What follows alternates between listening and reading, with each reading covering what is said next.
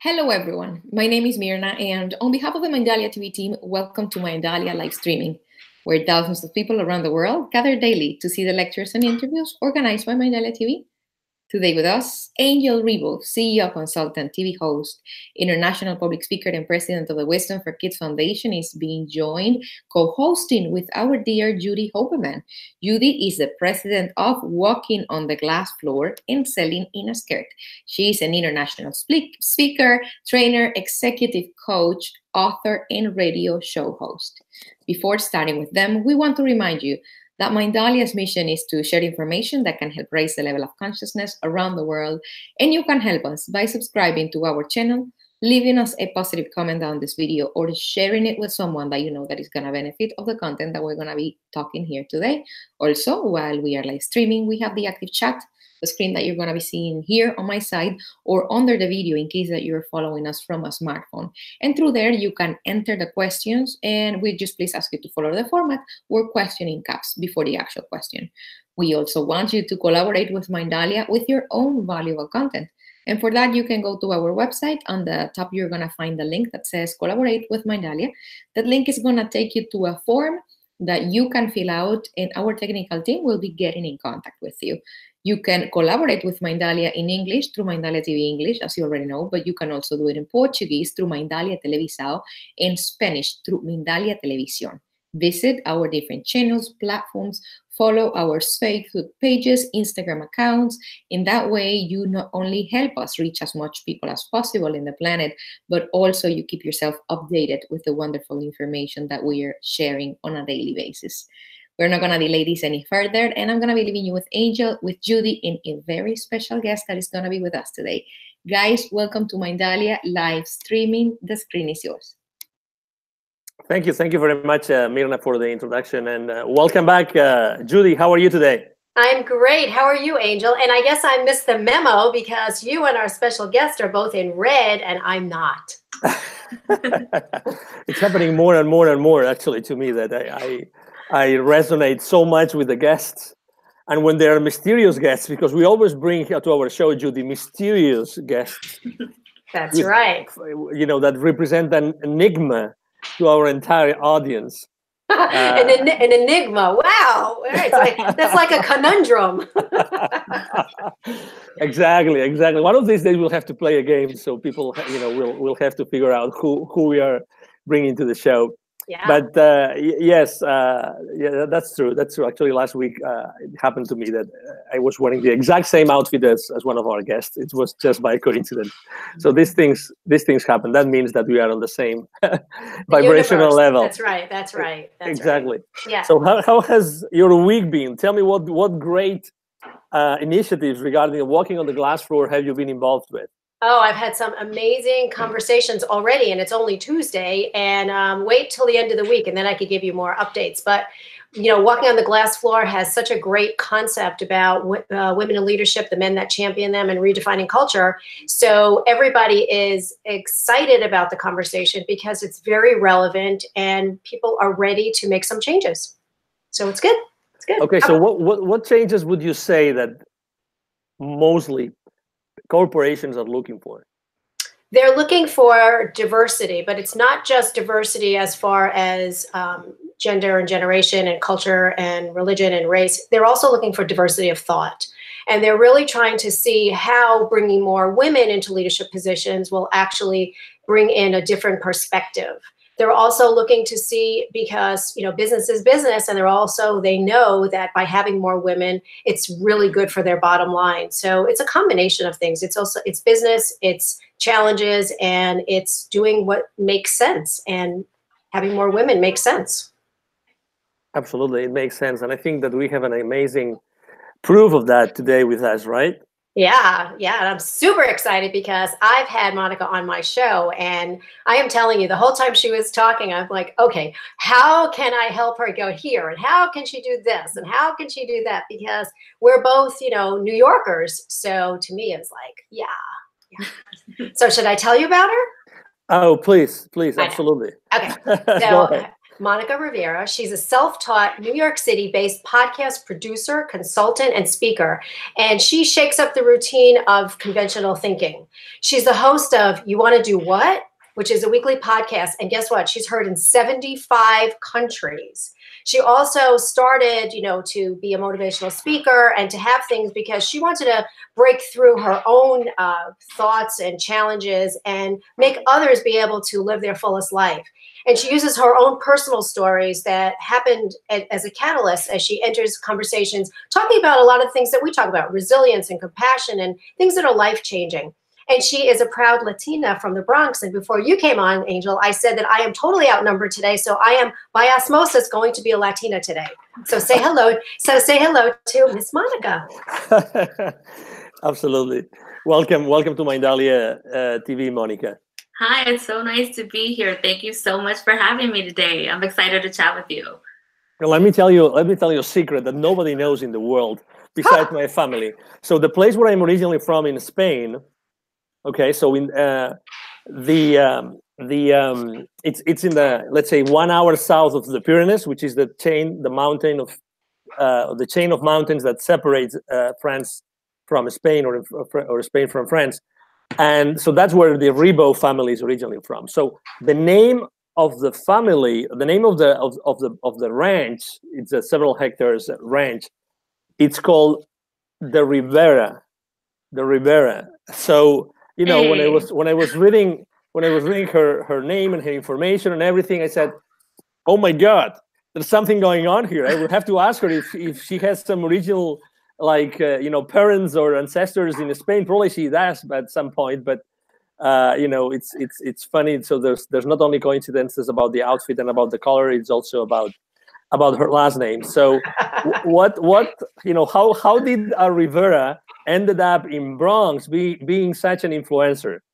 Well, first of all, you shared information with me that I did not know, so I love that. Thank you for sharing that. I learned my one thing new today, which is great. I'm actually first generation. My dad was born in Puerto Rico. He came over when he was about 6 years old. And my mom was born in Cuba. And she came over when she was also around 6. And that's how they both ended up in the Bronx, and they met in a South Bronx love story, as people do. And here I am. I was born 4 years later. That's a beautiful story. And obviously, with such an amazing title to your podcast, obviously, maybe the first question is, what would you say what is one of those stories that you do what, what is one of those that has struck you the most? Yeah, for sure. So the reason I actually named the podcast You Want to Do What? Because honestly, that's what I would tell myself every time I said I'm going to start a podcast. I bought a microphone in the end of 2019, but I did not start my show until 2017. Because for years I was talking myself out of it. Like, why should anyone want to listen? I'm in marketing, I work in corporate America. What will I say? And then finally I said, you know what? I'm plugging this thing in. I'm going to see if it finally works. And I'm going to talk to the people. So that was my first real You Want to Do What moment. And since then, I have a treasure trove of things that I want to do. Anything from travel to writing a book to speaking on more stages. So my You Want to Do What's are far and wide. And the question resonates with people because I think we all have that you want to do what that we either say to ourselves or we say to other people. So have you had some like really crazy things that people have decided to do when they talk to you? So I've had people decide that they wanted to start hiking or run a marathon. They've done different sort of like fitness competitions. Someone said they participated in a flash dance in the street, like one of those flash mobs, because they were scared of anything that was drawing attention to themselves. So they found one of these flash mobs in their communities and they actually did it around Halloween to Michael Jackson's Thriller, which was so shocking to me because that's such a big, bold move to go out there, especially when you don't want to be seen. I have people send me video messages from across the world saying, hey, I listened to your show and this is what resonated with me. So it's been very cool to see the types of things people are willing to do and to share with me. Yeah, and it's funny because I always go back to when I sold insurance, we sold it to entrepreneurs and singles and, never corporate. And when people would tell me what they did for a living, in my head, it wasn't, you want to do what? I would say, can you make money doing that? And Yeah. so when I first met you, I thought, oh, so there's the other second piece to that. No, it's absolutely true. And it's funny that you say that, because growing up, and Angel, to your question about my parents, they wanted me to play it safe. And so for so many years, it's what I did. And I get it. You're first generation in this country. You think, I have a child. I want her to find a job, be stable, be secure. And that's really the focus. But since I was very young, I wanted to be Whitney Houston, and I wanted to play basketball, and I wanted to do all of these really creative pursuits. And I remember my mom being supportive, but also telling me, can you just pick something that makes a lot of money? Because for her, she couldn't see it in her mind that I could do something creative. But the truth is that creativity never left me. And even as I moved through corporate and up ladders and all of those things, I still had that burning desire to be more creative. And then finally, I just answered the call. That's awesome. How is it to be a Latina in the Bronx? It's like anybody, it's a dime a dozen. You can't walk 5 feet without seeing us, which is great, because the Bronx actually has the most Latinos. So we make about 60% of the borough. So it's everywhere we are. And so I grew up in a building where there was about 7 other families named Rivera. So we would all get each other's mail and then knock on each other's door. I think I have your mail, or you have my mail. So it was like just growing up with family. That's awesome. Would you say that you have more challenges or more opportunities than other minorities in the Bronx? Yes. And the reason why is because I say I lived a life of 2 halves. So I grew up in the South Bronx, but then I went to school in a more, I guess, somewhat affluent area. And so the kids that I went to school with, they weren't Latino. And so I was one of the only ones there. So I was able to see from very early on what that other side of life sort of looked like. And it helped me assimilate and kind of change clothes. I say I changed clothes like Clark Kent and Superman, going back and forth, because when I was home, I'd have the big hoops on and the red lipstick when I was a teenager. And then when I would go to school, it'd be the Catholic school uniform, and sort of assimilating into that. So for those reasons, I feel I definitely had those opportunities. And I was fortunate. I was able to get some scholarships that helped me pay my way through school. So that was definitely something that was important. But I would not have been able to do that if my mom didn't pound into my head how important education was at all times. And so even if she had to sacrifice clothes or trips or any of that, I didn't go to camp. I didn't have those experiences because she poured the money into education. And would you say that for being a woman and being a Latina and living in the Bronx and all these opportunities that you mentioned, that you were able to see both sides, do you see yourself like using your personal experience as to help other people through your podcast? Yeah, absolutely. So there's a great expression, you can't be what you can't see. And growing up, again, as I mentioned, sort of my parents coming to this country and them not being able to see it, I think for me, I didn't have those influences of, for example, I love sports or I loved writing. But unless I was going to actually play basketball, I didn't realize that there were jobs that I could do that were still in sports. I just didn't have to physically play. So I think it's really important for me to have that responsibility to be the voice or be what other people can see so that they know. And I do that through mentorship. I mentor at a couple different locations because I think it's important for kids who don't have that access to tap into people that do. So what do you think about women in leadership as a whole, and then Latina women in leadership? What's your thought about that? Because there's lots of different statistics that go on about both. So what do you think? On a whole, there's just not enough. Regardless of if it's women or Latin women, it's just not enough. And I've seen that also in the companies that I've worked in. I've worked in blue chip companies for the past 15 years. And when you look at the leadership board, maybe there'll be a woman, maybe sometimes. And then if you get that, they think the diversity slot has been filled. Just as long as it's a woman, doesn't matter who it is, we have that and we can sort of check off every diversity box just simply because we have the presence of one woman. So I feel like that's definitely been tough. I've worked in companies before where managers have said, you work in a good old boys club. How do you feel about that? And then having to navigate what's the right answer that they want to hear, because they don't want to hear the truth, which is it's challenging. It can be frustrating. I've been asked to go into rooms before where I've been a more senior person, but because I'm the woman, to take the notes at the meeting. And I've had to politely wait for a break and then say, I'm no longer going to take notes for the rest of this meeting, and here's why. And so sometimes it's about being a little bit more direct and kind of understanding that. But I think the best advice I ever got, I worked in Citigroup many years ago. And I worked with this woman who was like this really strong woman who had worked the system. And she said, the squeaky wheel gets the grease. If you want something, you need to ask for it and do not worry what everyone else is going to think.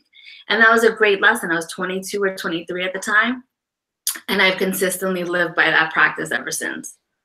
So what about men? Have there been men that champion you throughout your corporate career, that would either open doors for you, show you opportunities, or was it always the good old boys club? Because that truly is the case in many instances. I've had some wonderful managers, which I've been really fortunate about.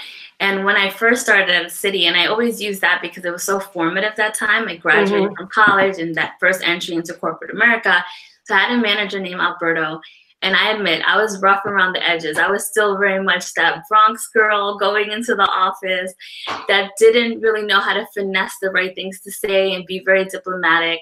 And I remember him sitting me down and saying, Monica, sometimes you can be like, act like you know more than everyone else. And I say, but sometimes I do know more than everyone else. And he laughed and he said, but you can't act as if you know more than anyone else. And this was just kind of a product of my upbringing. And so he helped me really navigate how to jump over those corporate America hurdles, how to have those conversations with people. And in some ways, really just play the game that you need to play. So he was invaluable. I still talk to him to this day when it was 15 years ago when we first met. And then I've had virtual managers who have been amazing, that have made sure that they've taken the time every single week, never pushed off a meeting, never pushed off a one-on-one, to really, whether it's either to coach or to champion me or to present opportunities that I might be good for. So I have had some really great managers. And I think with the exception of one time in my life, all my managers have actually been men. Everyone else, only once was a woman. Yeah. And what would be that piece of advice that you would like to give to the young Latino women out there? What would be that teaching that if you had to only use? I mean, I love that advice from your previous manager saying, "Hey, say what you have to say and don't worry about what the other people are going to say." But according to your life, I mean, your emotions, your experiences, your story, what would you say? What would be that piece of advice that you would give? For sure. I would say ask for what you want. And if someone else isn't giving it to you, create your own opportunities to get it. Mm-hmm. And are you doing it today? Is Absolutely. that what you're doing today? Before I started this podcast, the closest I had gotten to a microphone was karaoke. I didn't know anything about it. So I needed for myself to really just self-taught. And it was hours of making mistakes and fumbling and trying to edit something and not having it sound perfect. It was reaching out to people that I'd never met before to say, hey, this is what I'm trying to do. You do this really well. Would you mind just giving me 15 minutes on the phone so we could have a conversation and maybe I could ask you some questions? And some people say no, and I don't take it personally. Right. And then some people say yes, and I'm forever grateful to those folks. So I actively live that of doing something every day. So let me ask you a question, Monica. So, you're in a different generation than I'm in, but you're also female. You're also, intelligent. And I don't want to say young, but you are younger than me. That's how I'll say it. But do you ever feel like you've been prejudged because either of your age or your background or anything, and that people have naturally assumed that you are this way when in reality, that is the worst thing that someone could do is to prejudge you? All the time, Judy. And honestly, I say that I have over 15 years experience in part so that people can gently do the math so they can realize, okay, well, if she graduated from college and we add 15, she has to somewhere be in this area, because I know that I come off a little bit younger than what I am to folks. And so that's constantly been something that I've had to manage. But I think once we get into conversations, whether it's about business, whether it's about life, whether it's about podcasting, people soon understand that I have the experience and I have the knowledge and the know-how. And then all of those prejudgments start to fall away. I love creation mode. It's like what's the name of that game that my kids play? Oh my God. It has survival mode and creation mode, I think it is. It's so famous, and the one that you build online. My kids are going to kill me when they see this. Anyway, I love creation mode. I love creation mode. Let's create. Let's put ourselves in a creation mode. Let's say, what do we have to do all together? Let's say, we us four here, we're gonna change corporate America forever. Okay, and we are going to make that the next time that the next Monica Rivera goes to corporate, actually 80% of her managers are going to be women. What do we have to start doing today? What would you suggest that we start doing today? The first thing I would suggest is that we stop teaching young women to play by an old playbook. So I think a lot of what we do now is we just use traditional methods. And I feel I just had this conversation actually over the weekend that when we choose one thing and that's the path we think we need to go on, we're sort of setting ourselves up for failure because we're boxing ourselves just into this one path. And if that path gets closed, think of it as a highway. If the highway gets closed and we don't have another way to go, we're stuck in this path. So the best advice that we can give, and this is why the advice is either ask people for opportunities or if not, create them yourselves, is by learning to become multifaceted. Because when you're able to do that and you have many different skills, instead of that question of what do you want to be when you grow up, let's try to embrace all of the things that you want to be, because all those skills will prove to be transferable later on. So that to me is the very first step of sort of equipping ourselves with what we need so that we can go for any job. So when we look at the job description, as many women do, if we feel like we can't meet it 100%, we don't want to apply for it, all of that gets thrown out the window. Because I have a little bit of this, I have a little bit of that, and I'm going to apply for it anyway. So that would be my very first step. And do you think that would be fast enough? I think that we have to sort of, to me, I feel like it's harder to change existing systems for a various number of reasons. But I think that we have an opportunity right now with those that are younger than us to start changing the thinking and then changing the habits. And that will have a greater impact later on. So in some ways, maybe it's not the most hopeful or optimistic answer for those of us that are in the thick of it right now. But I definitely think when I look at my nieces, one is 7, one is 13 months, I have a way that I can impact them and how they grow up and the questions that they ask and what they want to learn and how they can embrace their curiosity that can benefit them later, so that they know and they feel confident to say, if I interview for this one company and this company didn't want me, it's not a personal rejection, because now I'm going to go to another company, or I'm going to start my own company, or I'm going to get together with a group of people that are intelligent in all these different areas, and we're going to create a movement on our own. But I think it has to start with the people's mindsets before it becomes anything else. Well, that's very true, because everything is with your mindset. And, so you're talking about influencing your nieces. And when you were on my show and we talked and I asked you if you thought you were an influencer, and you said no. And I thought, oh, wait, hang on a second. You're in 75 countries that people are listening to you. Of course you're an influencer. So 2-part question. And I don't like to do 2 parts, but I'm going to do it anyway. 2-part question. Number 1 is, how did you get to 75 countries? And number 2, what do you really think that you are influencing people by or with? Sure. So the 75 countries is just the result, honestly, a lot of hard work and pounding the pavement. And I think it's all about those connections. I think if we just sort of rely on traditional tropes of just, as long as I have a social media account, I'll be fine. I still very much believe in belly to belly. So going out into the rooms where your listeners will be, going to the conferences and events where you can connect with other people who'll say, hey, I met Monica. She's really great. How about this? So to me, that's how I was able to get there, by putting in a lot of that work, and still doing that today, because there's a lot more countries than 75 and I'm trying to hit them all. So that's the first thing. And then the second part of the question, can you repeat that? I'm sorry. It was like, so you're an influencer. What is it that you are influencing people to do or to try or to be or to whatever? So I think, well, it's twofold. So one, it's when I started the podcast, it's just for the everyday changes, to realize that doesn't matter if you're a mother or a father, it doesn't matter if you have a career and you feel like you're overworked, there's always time to make space for the things you've always wanted to try. You do not have to give up on whatever your goals were, whatever your bucket list items were, because you've reached a certain age. Like that, I think it's sort of a false sell of bills that we've been sold to people. And I just don't believe that it's true. So when I first began, it was really just with that mission. How many times, Judy, have you ever walked past a restaurant, or maybe not you, but someone you know has walked past a restaurant? I'd really love to try that place. Every day they walk past it, they never go in until one day they see it and now it's closed. And I think, oh, why didn't I go to this restaurant?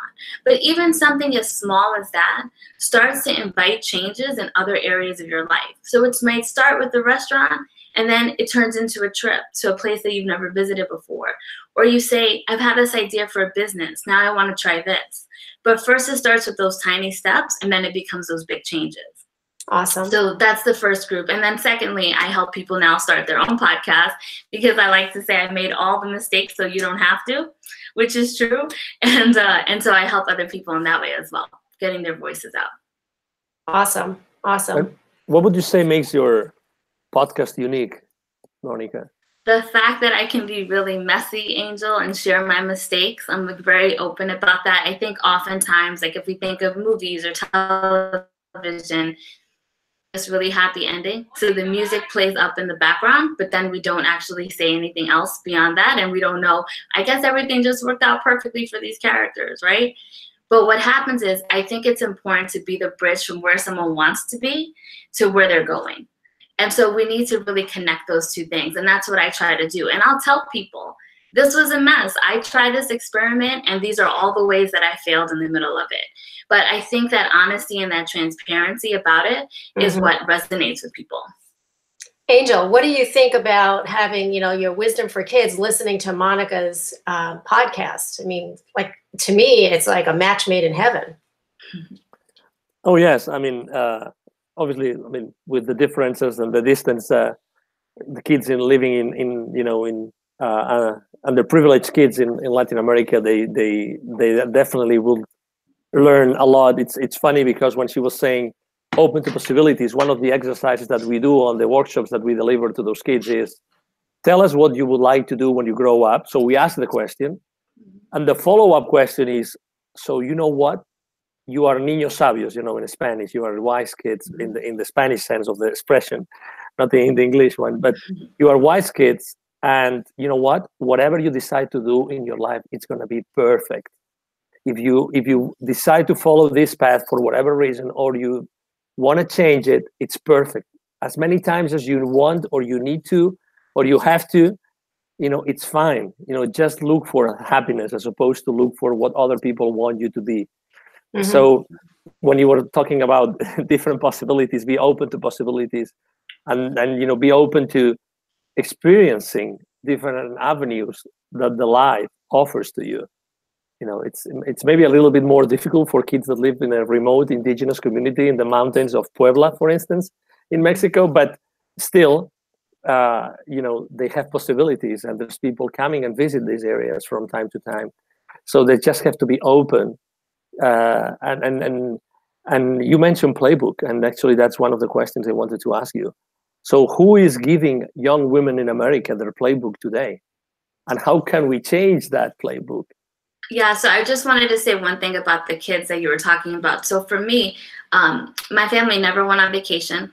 They couldn't really, if we went to New Jersey, it was as if you needed a passport, right? It felt like a very exotic land coming from the Bronx.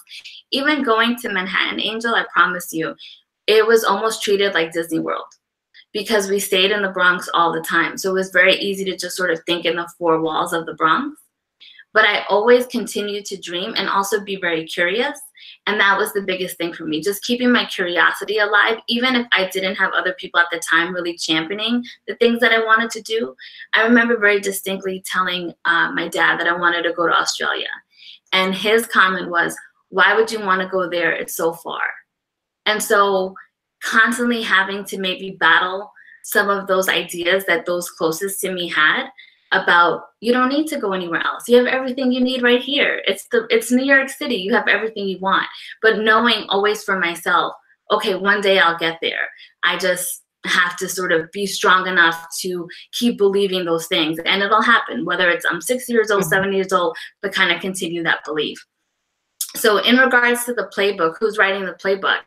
That's a really great question. I think that whoever is writing your playbook, it's going to be different for every person, because I think messages resonate to people differently depending on who's delivering them. So who's writing my playbook? I have to be honest, and it's such a cliche answer, but I always grew up listening to Oprah. If she felt like that person who was a woman of color, she grew up in humble beginnings. And again, I go back to, I didn't have anyone doing the things that I wanted to do. But when I would come home from school at 4 o'clock on ABC, there was Oprah with her talk show. And I felt like, oh, this is what I'm talking about. These are the possibilities that exist. So it's hard for me to say who could be someone else's playbook, because I really think it's who's ever speaking to you. But if you find that someone is steering you in a positive direction, then keep listening to that. I think what we consume is so important. We spend a lot of time just scrolling through timelines and getting a lot of cotton candy information, I like to call it, which feels good in the moment, but then makes your stomach ill later. Don't spend time doing that. Follow the people that are resonating with you and the people that you want to emulate. Have you ever gone to a speaking event or a conference and one of the speakers talked directly to you? There's thousands of people in the audience, but they spoke directly to you. And then, you know, and then it's your option to say, I'm going to talk or not. Because it's happened to me, and I've actually gone up, and a couple of people have ended up being coaches for me, my personal coaches. So has it ever happened to you?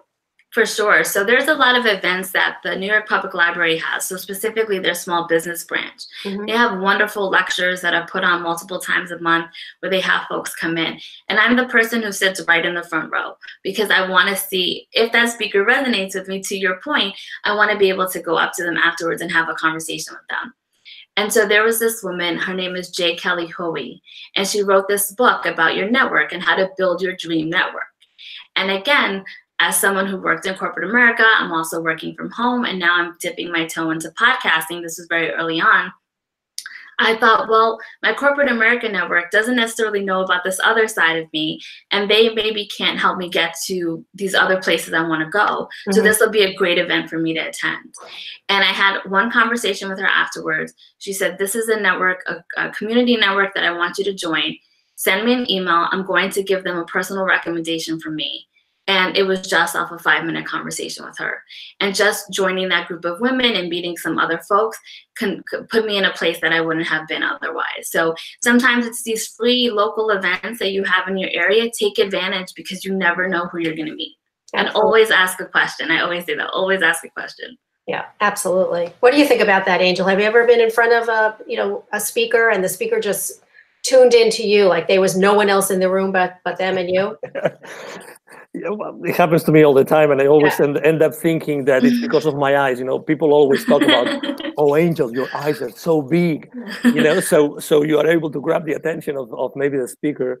But obviously, speakers are very wise today, and they have been trained, and they know exactly what they have to look at. But absolutely, it's true. And I believe, as you know, I believe a lot about our own energy. I believe that we are all energy, and everything that we do is related to energy. So I think that I am so energetic. I'm so enthusiastic. I show so much interest in what the people are saying, and I do the same thing. I go to the first row all the time. I feel like I'm lost nowhere. If I'm gonna miss something really important if I'm the second row. Even when you go to those events that you have to pay like $500 to be on the front rows, those many entrepreneurial events. There's always like a side row where you don't have to pay that. So I'm an expert on reaching to that row. I'm literally an expert. So I run to that row because everybody goes to the first, and then they realize there's this $500 seat.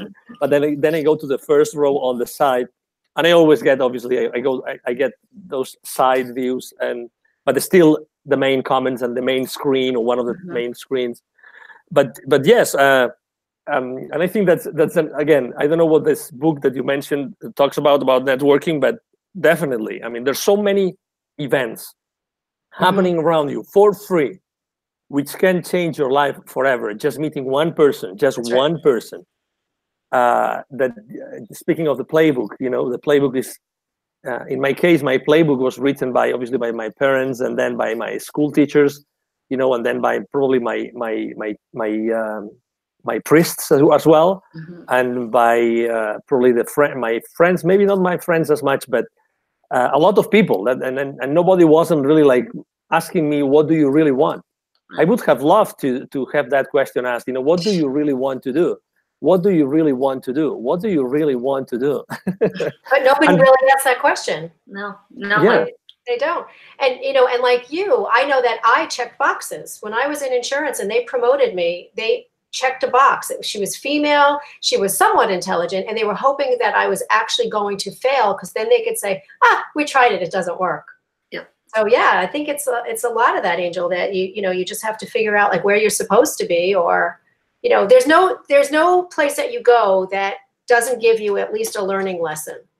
Whether you don't meet the right person or whatever, everything is a learning lesson. And in our case, Angel and I do a lot of stuff together. We can go in and we can meet one person that will make a difference in everything that we're doing.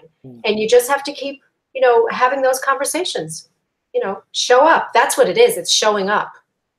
And Absolutely. showing up and being present. I've gone to so many events where, especially if it's a large event, that someone will ask you, so tell me about you. And if you don't say the right thing, all of a sudden they're sort of looking past you. Yep. Yes. And it's such a missed opportunity for people when they do that. They just write you off in the first 5 seconds. And I think, okay, well, there's 7 billion people in the world. That wasn't my person, but it's a shame that you don't actually stop and give that person a beat to really connect with them. You're just looking for a fancy title. That's right. I'm piggybacking on that. Something that exactly it happens also the other way. I mean, I try to be completely like focused on that person. And sometimes when you do that consistently, regardless of the other 300 people of the event or thousands, then they remember you. And I have one of my of the things sometimes I think I should do a better job on is like remembering people that we have had a good time together. And they go to so many events, sometimes I forget, but they don't forget about me. So sometimes, I meet people somewhere else and they say, Angel. And yes, Jamie, yes. It's obviously Jamie because they have a big badge under their neck, so it's easy to see their name. But and that's obviously good. So being present always pays off. Do you know why a lot of men bring their wives to events? Because their wives remember everybody. They remember the names, they remember the wives, they remember the kids. And so as you're standing there, Angel, trying to think like who Jamie is, your wife is saying, okay, that's Jamie, and she works for Pepsi, and you met her at this. And it's like having that in your ear kind of thing. And that's what happens a lot of times. Just another trait that we men have to learn. Just another one. Yes. So we're reaching the end of the conversation, Monica. So how can we easily find you online? Sure. So find me on Instagram, Facebook at You Wanna Do What. And I love emails. I love hearing from people and having more intimate conversations. So if you do want to email me, it's monica@youwannadowhat.com. Yeah. Beautiful. What about you, Judy? Where can we find you online? Oh, I'm Monica's friend. Oh, okay. That's how influential you are. Yeah, that's what it is. So you can find me all over social media, either at Selling in a Skirt, Walking on the Glass Floor, Judy Hoberman. I'm everywhere, and I consistently post before 7 a.m. every single morning. So if you're looking for something in the morning, you just look. And people have asked me, have you changed your algorithms? I'm like, I don't even know what an algorithm is. If I could change it, I would change it. But because people see me first every single day, because that's what I do. I'm very, very consistent. So, and how about you, Angel? I agree. Well, you can find me on angel@angelribo.com. Ribo as in R-I-B as in boy O.com. You can go to my for-profit website, which is the ceoconfidant.com, or you can go to my foundation, Wisdom for Kids Foundation, which is the wisdomforkids.today or niñosabios.org. So what an amazing show. Oh my God. I told you. She's Monica is amazing. Yeah. So thank you. Absolutely. I would love I have a daughter, so I would love my daughter to be just 1% of who you are. So thank you very much for sharing so much and for being who you are, Monica. Thank you so much. That means a lot to me, and just sharing your platform. And it was great to have conversations with you and with Judy, to talk with you again. So just thank you so much. I really appreciate the time. It's our pleasure. Absolutely. Thank you. Thank you, Monica. Thank you, Judy, again for being with us today. And again, this is Angel Rivo with Mindalia TV. Thank you very much for being with us today. We hope that you have enjoyed the show as much as we have. We hope to see you soon. Have a wonderful day. Bye-bye. Bye.